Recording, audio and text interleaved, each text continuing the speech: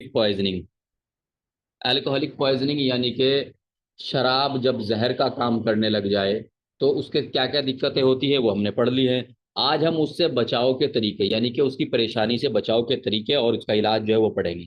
सबसे पहले जब किसी को अल्कोहलिक पॉइजनिंग हो जाए तो मरीज को सुकून और आरामदायक जगह पर लिटा देते हैं जहाँ पे शोर शराबा ना हो और घुटन ना हो, इस तरह का वातावरण ना हो, साफ सुथरा वातावरण हो, वेंटिलेशन हो, हवा की आवाजाही हो, साफ सुथरा माहौल हो, ऐसी जगह लिटा देते हैं जहाँ के मरीज को सांस लेने में दिक्कत और परेशानी ना हो। और साथ में क्या करते हैं, मरीज की जो ब्रीथ मॉनिटरिंग है यानी कि मरीज के सांस को देखते रहते हैं कि सांस जो है वो प्रॉपर आ जा रहा है। रेस्पायरेशन एक्चुअली सांस को बोलते हैं। इंस्पायरेशन सांस को अंदर खींचना, एक्सपायरेशन सांस को बाहर निकालना। इन दोनों क्रियाओं से जो है एक पूरा सांस मुकम्मल होता है, पूर्ण होता है। ठीक है जी। सांस पर नजर रखी जाए और जरूरत पड़ने पर अगर लग रहा है कि शराब पीने के बाद मरीज की जो है सांस उखड़ रही है, मरीज की सांस उखड़ रही है, तो फिर मरीज को आर्टिफिशियल रेस्पायरेशन यानी कि आर्टिफिशियल रेस्पायरेशन किसको बोलते हैं। अगर कोई मशीन वगैरह वगैरह नहीं है तो फिर आर्टिफिशियल रेस्पायरेशन के कई तरीके हैं। माउथ टू माउथ यानी कि मरीज के मुंह पे लगा के अपना मुंह, और मरीज के जो पहले सबसे पहले क्या करते हैं इसका तरीका ये होता है, मतलब मैं इसको आर्टिफिशियल रेस्पायरेशन को थोड़ा आगे पढ़ाऊंगा अभी सर्जरी में। तो यहाँ पे जो है थोड़ा सा हल्का सा बता रहा हूँ कि पहले जो है हवा को खींच लिया जाए, खींच करके जो है मरीज के मुंह पे अपना मुंह लगा के और पूरे जोर से उसके फेफड़े भर दिए जाए और फिर छोड़ दिया जाए। ऐसे बार बार करते हैं, इसको माउथ टू माउथ रेस्पायरेशन कहते हैं। ठीक है, इसके अलावा और कई रेस्पायरेशन है जो कि मतलब फिजिकली इस तरीके से एक आदमी जो है दे सकता है। इसके अलावा मशीन के जरिए से भी आर्टिफिशियल रेस्पायरेशन मशीन से भी दिया जा सकता है। ये जो रेस्पायरेशन है इसको मैं आगे आपको सर्जरी में पढ़ाऊंगा डीपली। बस आप ये समझ लीजिए आर्टिफिशियल रेस्पिरेशन यानी कि वो सांस जो या तो किसी आदमी के जरिए से पूरा कराया जाए या किसी मशीन के जरिए से पूरा कराया जाए, जबकि मरीज जो है सांस लेने में सक्षम पूर्णतः ना हो तो। ठीक है। और आर्टिफिशियल रेस्पायरेशन को मसनूई तनफ्फुस कहते हैं। इस टर्मिनोलॉजी को आप लोग अच्छे से कंठस्थ कर लेना, याद कर लेना, क्योंकि क्योंकि ये जो है मसनूई तनफ्फुस जो है यहाँ पर तो जो है मैं आपको ऐसे ही बता रहा हूँ, मतलब भाई इलाज में आ रहा है या तो बचाव में आ रहा है, इलाज में आ रहा है, लेकिन एक्चुअली सर्जरी में जो है बाकायदा इसके ऊपर टॉपिक है। ठीक है, तो इसको मसनूई तनफ्फुस कहते हैं, इस्तेमाल किया जाए अगर मरीज सांस लेने में, मरीज की सांस उखड़ रही हो, सांस ना ले पा रहा हो ज्यादा शराब पीने की वजह से, या शराब कम भी पी हो लेकिन वो जो है जहर जहर जैसा असर चढ़ रहा हो उसका, तो उस हालत में। एक होता है एमसी इवांस साइन। ठीक है। एमसी इवांस साइंस में एमसी इवांस साइन साइन किसको, तो एक होता है सिम्टम, एक होता है साइन। इन चीजों को जरा गौर से सुनना। सिम्टम, उस सिम्टम और साइन दोनों को निशानियां बोलते हैं। सिम्टम वो निशानी होती है जब कोई मरीज बीमार हो रहा है और वो खुद महसूस कर ले, जो डॉक्टर को बता दे। वो निशानियां जो कि मरीज डॉक्टर को बताता है उसको सिम्टम बोलते हैं। वो निशानियां जो कि मरीज डॉक्टर को बताता है, खुद उसे महसूस होता है। मान लीजिए किसी को बुखार हुआ तो मरीज को क्या हुआ, सिर में दर्द हुआ, भारीपन हुआ, चक्कर से आ रहे हैं, घबराहट सी हो रही है, क्या है, ये सिम्टम है, यानी कि मरीज महसूस कर रहा है और डॉक्टर को बता रहा है। वो चीजें जो कि मरीज डॉक्टर को बताता है, वो निशानियां जो मरीज खुद महसूस कर ले उसको सिम्टम बोलते हैं। और वो निशानियां जो मरीज की पकड़ से बाहर की होती है, लेकिन डॉक्टर, चूंकि डॉक्टर पढ़ा लिखा इंसान होता है, एजुकेटेड होता है, उसने डिग्री की हुई होती है, वो जानता है कि कब कौन सी बीमारी होगी तो क्या निशानियां सामने आएंगी। तो वो निशानियां जो कि डॉक्टर डॉक्टर पकड़ता है, डॉक्टर महसूस करता है मरीज की कंडीशन के अंदर, उनको साइन बोलते हैं। और वो निशानियां जो मरीज खुद महसूस कर ले और डॉक्टर को बता दे उसको सिम्टम बोलते हैं। तो एमसी इमान साइन ये एक इस तरह का साइन है जो डॉक्टर महसूस करता है। ये एक इस तरह का साइन है। क्या इसमें क्या होता है, जो शराबी होता है, जिसने शराब पी हुई होती है और शराब जो है जहर की तरह काम कर रही होती है, तो होता क्या है कि जिसको एमसी इवान साइन पॉजिटिव आता है, वो कैसे आता है कि मरीज की जो प्यूपिल है ना वो डायल एकदम सिकुड़ जाती है। मरीज की प्यूपिल क्या होती है, सिकुड़ जाती है। ठीक है। लेकिन मरीज को जब चांटा वाटा मारते हैं या मरीज को जो है चूंटी मारते हैं, ठीक है, उसको चूंटते हैं, तो मरीज क्या काम करता है, मरीज फौरन जो है मरीज एकदम उसकी प्यूपिल डायलेट होती है झटके से, ऐसा जैसे किसी को जगा रहे हो। ठीक है। लेकिन उसके बाद क्या होता है, फिर उसकी जो प्यूपिल होती है ना वो फिर आराम आराम से सिकुड़ने लग जाती है। फिर उसको थोड़ा झकझोरते हैं, उसको जगाने का प्रयास करते हैं, मारते वारते हैं, चूटी मूटी भरते हैं, फिर मरीज की जो प्यूपिल होती है फिर वो डायलेट हो जाती है, और फिर वो आराम आराम से सिकुड़नी शुरू हो जाती है। और ये निशानी होती है कि मरीज जो है वो शौक में जा रहा है। ये किस चीज की निशानी हो रही है? कि वो मरीज जिसने शराब पी हुई थी वो शौक में जा रहा है। तो इसको, ये जो निशानी है इसको MC इवांस साइन बोलते हैं। और ये उस शराबी के ऊपर टेस्ट करके देखी जा सकती है जिसकी प्यूपिल जो है कॉन्स्ट्रिक्टेड यानी कि सिकुड़ रही हो, जिसकी प्यूपिल जो है, जो आंख के बीच में बिल्कुल एक बारीक सा सुराख नहीं होता, जब ये सिकुड़ रहा हो, ठीक है, तो उस वक्त जो है मरीज को थोड़ा सा वो सा इसका मार वार के ऐसे ऐसे, और उसको झकझोर से के थोड़ा सा, और उसको चिवटी उटी भर के उसे जगाने की कोशिश करते हैं। क्योंकि बहुत ज्यादा सिकुड़ जाती है मान लीजिए प्यूपिल, तो फिर वो ताकि हल्की सी नॉर्मली डायलेट हो जाए जितनी होती है, तो लेकिन वो बार बार सिकुड़ती रहती है और प्रयास करते रहते हैं, और ये इस चीज की निशानी होती है कि मरीज जो है वो कहाँ जा रहा है, मरीज शौक में जा, ठीक है। और MC इवांस साइन जो है वो क्या कहते हैं, अल्कोहलिक पॉइजनिंग, यानी कि शराब के जो नशाखोरी है, शराब का जो नशाखोरी है उसमें पॉजिटिव होता है। अगर ये पूछ लिया जाए MC के इवांस को कहाँ होता है, तो शराब नोशी के बाद जो नशा के बाद जो एक तरीके से जहर खुरानी है, शराब की जो जहर खुरानी है उसमें पाया जाता है। और ये एक निशानी होता है कि मरीज जो है वो शौक की तरफ जा रहा है जी। इसके बाद हम पढ़ते हैं फूड पॉइजनिंग। देखिए, फूड पॉइजनिंग के मरीजों को पुरसुकून जगह लेटा दे जहां शोर शराबा, मतलब भीड़ भीड़ ना हो, वेंटिलेशन प्रॉपर हो, हवा सही आ जा रही हो, ताकि सांस जो है वो अच्छी हवा का मिलता रहे, ठीक है। और अगर मरीज ने खाना जल्दी ही खाया हो, आधा घंटे के अंदर अंदर, पौन घंटे के अंदर अंदर खाया, तो चूंकि उसने, फूड पॉइजनिंग क्या होता है, जो मरीज जो खाना खाता है ना इंसान, वो खाना क्या होता है, वो जहर की तरह काम करने लग जाता है, जहर बन जाता है, उसका हालत खराब कर देता है मरीज की। तो अगर मरीज को खाना खाया हुए अभी आधा पौन घंटा ही हुआ है, इसका मतलब खाना कहाँ रखा हुआ है, स्टमक में रखा हुआ है, तो उस हालत में प्रयास करते हैं कि मरीज को उल्टियां करा दी जाए, ताकि वो जो जहर है, सॉरी, वो जो खाना है जो कि जहर की तरह काम कर रहा है वो बाहर आ जाए और मरीज को आराम मिल जाए। लेकिन अगर मरीज को खाना खाए हुए 3-4 घंटे हो गए, तो वो तो अब आंतों में चला गया आगे, उसको तो जो है फिर वापस लाना, उल्टी में लाना मुमकिन नहीं है, क्योंकि उल्टी में जो है पेट तक का ही तो खींच सकते हैं, आंतों से जो है वो जो स्टूल बन गया है, टट्टी बन गया, उसको थोड़ा ही खींच देंगे, ठीक है। तो जो अगर आगे चला गया है, तो फिर जो है क्या करते हैं, उसको लिक्विड डाइट देते हैं। लिक्विड डाइट यानी कि बहने वाली गिजाएं, ठीक है। क्यों देते हैं इस तरह की गिजाएं? इसलिए देते हैं, पानी वगैरह इसलिए पिला देते हैं ज्यादा, क्योंकि वो जो फूड है जो कि जहर बन गया है, वो खाना जो जहर बन गया है, अगर जब उसमें पानी मिलेगा तो वो क्या हो जाएगा, वो जो उसका घोल है ना वो उसका ढीला हो जाएगा। जितना पॉइजनस मटेरियल, जितना विषैला पदार्थ एब्जॉर्ब हो गया है शरीर के अंदर, बहुत अच्छी बात है, उसके बाद कम होगा, क्योंकि वो घोल बन गया। मान लीजिए 100 ml जो है खाना है, जिसके अंदर जो सड़ गया है और वो नुकसान पहुंचा रहा है, अगर उसके अंदर जो है 300 ml पानी मिला दिया जाए तो 400 ml का घोल हो गया। अब कितना एब्जॉर्ब होगा? मान लीजिए 100 ml भी एब्जॉर्ब होगा तो जहर जो है ढीला हो गया है ना। मान लीजिए कोई चीनी है, 100 ग्राम चीनी है, उसके अंदर जो है आप 100 ग्राम पानी मिला रहे हैं तो गाढ़ा गाढ़ा शरबत बनेगा। अगर उसके अंदर जो है आपने आधी आधी लीटर पानी मिला दिया तो हल्का पड़ जाएगा। इसी तरीके से वो खाना जो कि इंसान के पेट में जहर बन गया था, जब उसमें मरीज जो है वो ऐसी गिजाएं लेगा जो कि लिक्विड होंगी, यानी कि पानी जैसी होंगी, दूध वगैरह लेगा मरीज जो है, हालांकि दूध नहीं देते क्योंकि दूध जो है ना भारी करता है, पानी वगैरह जब देंगे तो उसमें घुल जाएगा, और फिर वो जो है उसका जहर वाला असर कम हो जाएगा। लेकिन अगर खाना खाए हुए थोड़ा वक्त हुआ है तो उसको उल्टी में निकालने का प्रयास करते हैं, ज्यादा वक्त हो जाए तो फिर लिक्विड गिजा देते हैं, ताकि फिर वो जो है ज्यादा घुल घुल के उसका जो घोल बन रहा है वो हल्का बन जाए और जल्दी से जो है पाखाने में निकल जाए।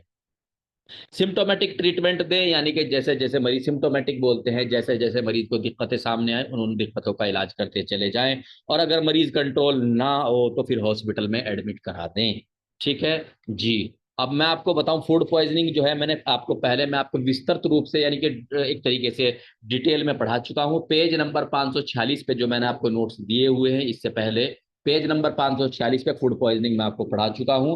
बोटुलिज्म जो है वो सबसे खतरनाक किस्म का फूड पॉइजनिंग होता है। इतना खतरनाक होता है कि अगर 3 लोगों को बोटुलिज्म का फूड पॉइजनिंग हो जाए तो 2 की जो है मौत हो जाती है, एक ही बच पाता है, यानी कि नियर अबाउट 67% जो है मौत हो जाती है, ओनली 33% ही लोग बच पाते हैं, ठीक है, यानी कि अगर 10% को बोटुलिज्म वाली फूड पॉइजनिंग हो रही है तो 3 बचेंगे, 7 का बचना मुश्किल है।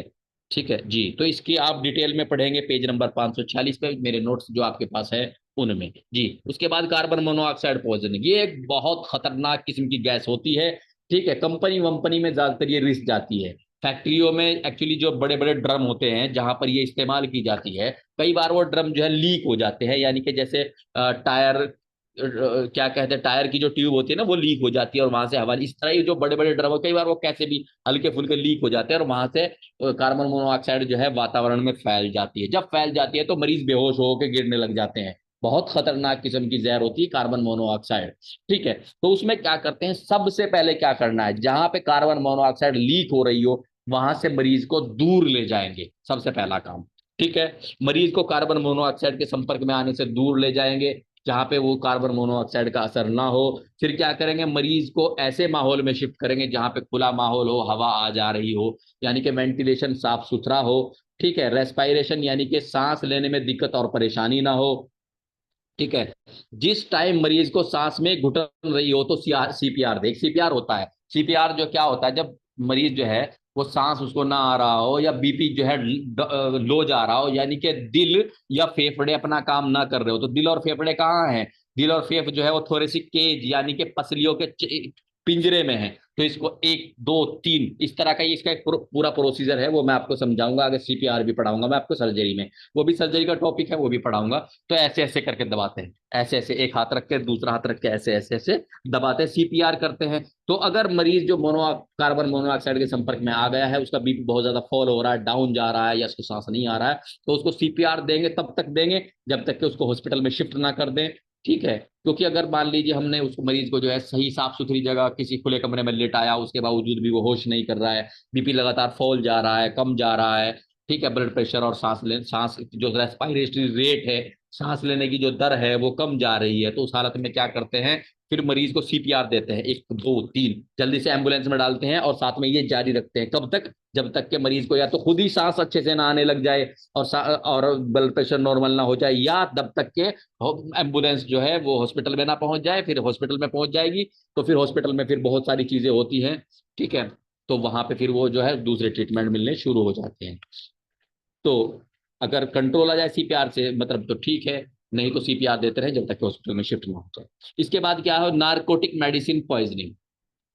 नारकोटिक यानी कि वो दवाइयाँ जो कि दरअसल दवाइयाँ हैं, ठीक है, लेकिन नशा लाती है, यानी कि नींद लाती है। जब नॉर्मली उनका इस्तेमाल करने लग जाएगा फिर वो जहर का काम करती हैं, क्योंकि कोई भी दवाई जो बनी हुई है गलत नहीं बनी हुई है, उसका प्रयोग उपयोग गलत हो सकता है, ठीक है, लेकिन गलत नहीं बनी हुई है। जब वो दवाई जो कि इंसान दर्द में ले रहा है, मान लीजिए बहुत ज्यादा परेशानी हो रही तो दवाई डॉक्टर ने दे दी, भाई हल्की सी नींद आ जाएगी, सो जाएगा, मरीज को सुकून मिल जाएगा, वो दवाई अगर मरीज नॉर्मली ऐसे ही लेने लग जाए, मरीज अगर ऐसे ही लेने लग जाए तो वो तो नशा हो गया।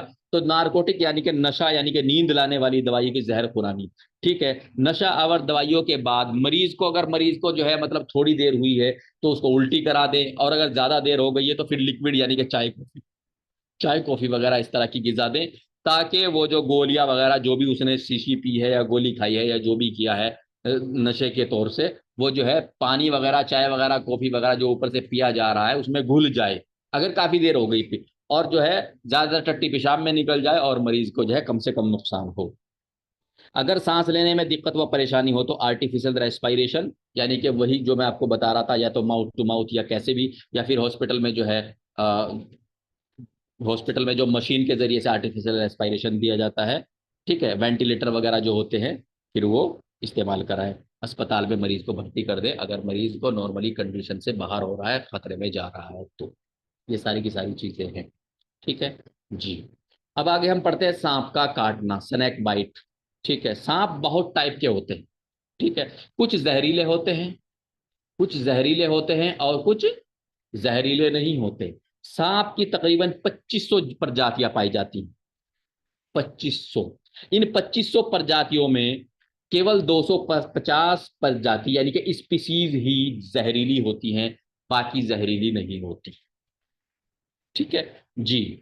अब जब कोई सांप किसी इंसान को काटता है या किसी जानवर को काटता है, तो सांप का जो जहर है वो इंसान के खून या इंसान के खून में फैल जाता है। ठीक है। जो सांप होते हैं, जो जहरीले सांप होते हैं, पहली बात तो ये है कि जो सांप होते हैं वो दो तरह के होते हैं।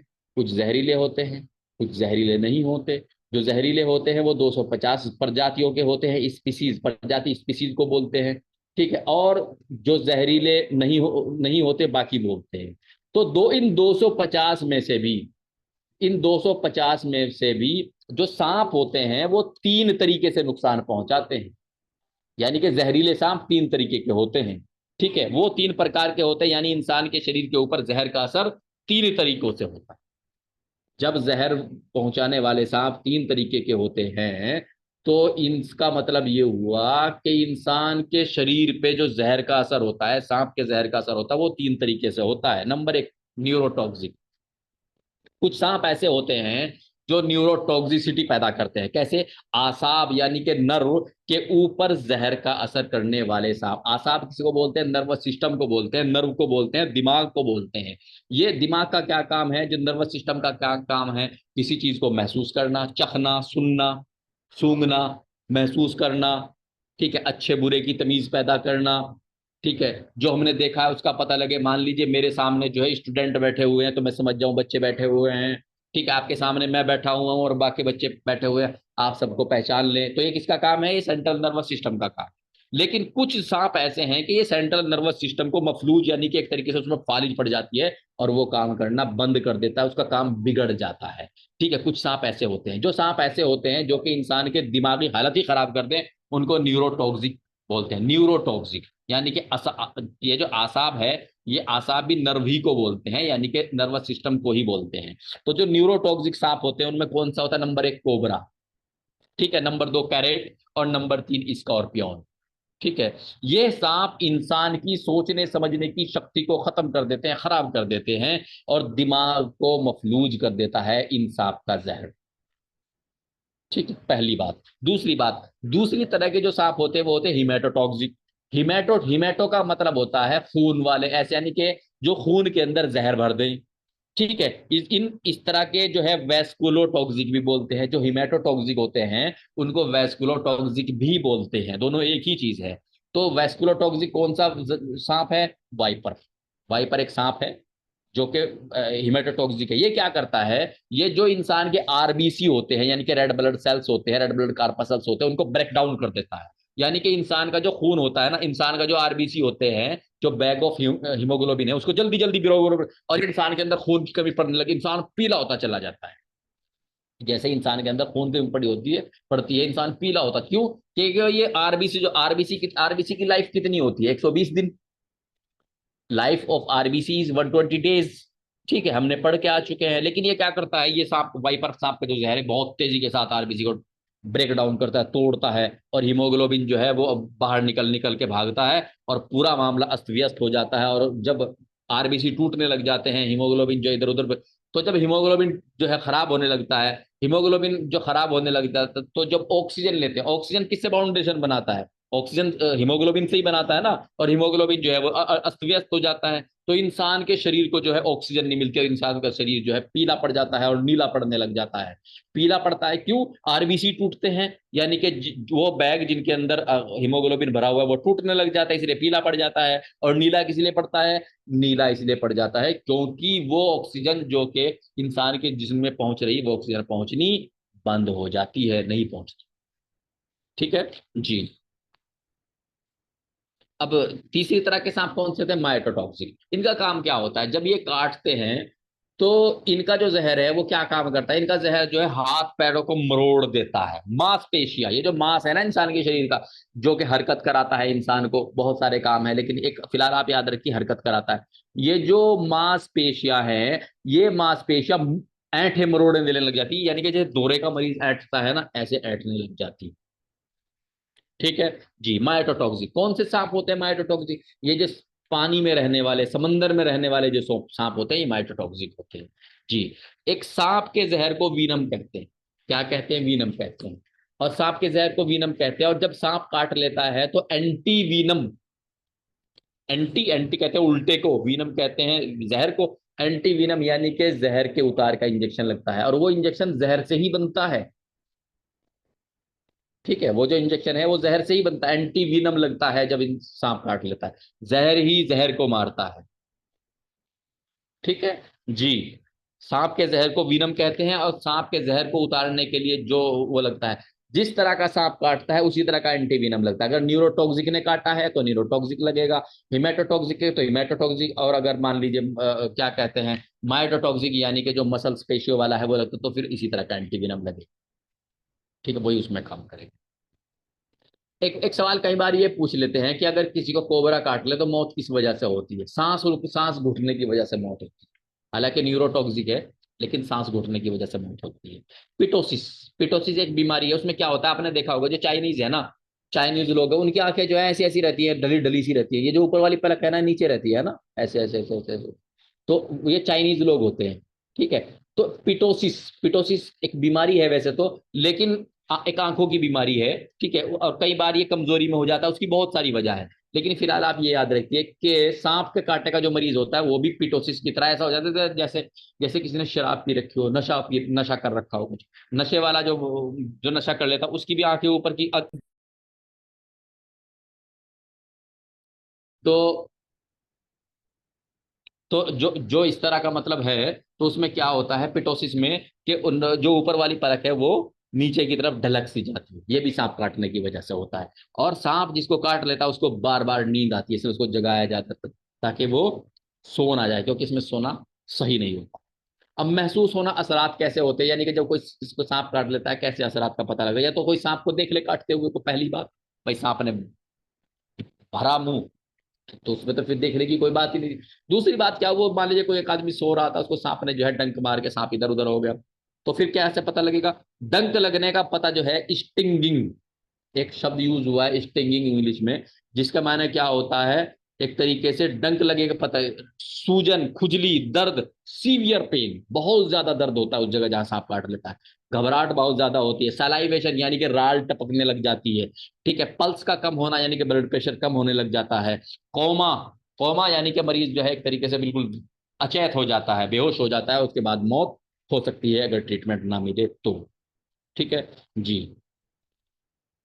और कई बार क्या होता है कि जहर तो नहीं चढ़ता इतना ज्यादा, जहर चढ़ता है लेकिन इतना ज्यादा नहीं चढ़ता, लेकिन मरीज डर बहुत ज्यादा जाता है। कई बार सिर्फ डरने की वजह से ही मरीज मर जाता है, डर डर में कि तुझे सांप ने काट लिया अब क्या होगा, ऐसा सोच के ही मरीज का जो है अपना ब्लड प्रेशर बढ़ा लेता है, हार्ट फेल होकर मर जाता है। ठीक है, मतलब कई बार सिर्फ डर की वजह से ही मरीज की मौत हो जाती है। हालांकि वो जहर ने भी पूरा काम किया भी नहीं होता है उससे पहले ही, या मान लीजिए बगैर जहर के सांप ने काट लिया, तो लेकिन डर डर में ही मरीज और सांप ने काट लिया अपनी जान दे। ठीक है जी। तदबीर और इलाज क्या क्या है? मरीज को सुकून वाली जगह लेटाएं जहां भीड़ भाड़ ना हो, लोग ये हाय हाय ना करें, ताकि मरीज जो है ज्यादा डरे ना, उसको हौसला दे, घबराहट से बचाने की कोशिश की, तो हो जाए कुछ नहीं भाई, सांप ने काट लिया इलाज हो जाएगा, अब इलाज है। उसका हौसला अफजाई करें, उसको डराए ना। ठीक है। और मरीज की काटी हुई जगह को बांध दे, बंद लगाने शुरू कर दें ताकि जहर जो है ऊपर ना चढ़े। ठीक है जी। और ऑक्सीजन लगा दे, क्योंकि इसमें क्या होता है सांस लेने में दिक्कत होनी शुरू, आर्टिफिशियल रेस्पिरेशन दे। सीपीआर करें अगर ब्लड प्रेशर डाउन जा रहा है या सांस की जो दर है, रेस्पिरेटरी रेट है वो कम जा रहा है, तो सीपीआर दें। और मरीज को जल्द से जल्द हॉस्पिटल में शिफ्ट करें, और जिस तरह का सांप है उस तरह का एंटीवेनम लगवाएं, और सिम्टोमेटिक ट्रीटमेंट दे करके मरीज को क्या करें, उसको परेशान होने से और मरने से बचाने का पूरा पूरा इलाज करें, प्रयास करें। ठीक है जी। अब किसी को कोई भी सवाल पूछना है पूछ सकता है। मैं रिकॉर्डिंग ऑफ कर रहा हूं, आप लोग जो सवाल पूछना चाहें वो पूछ सकते हैं।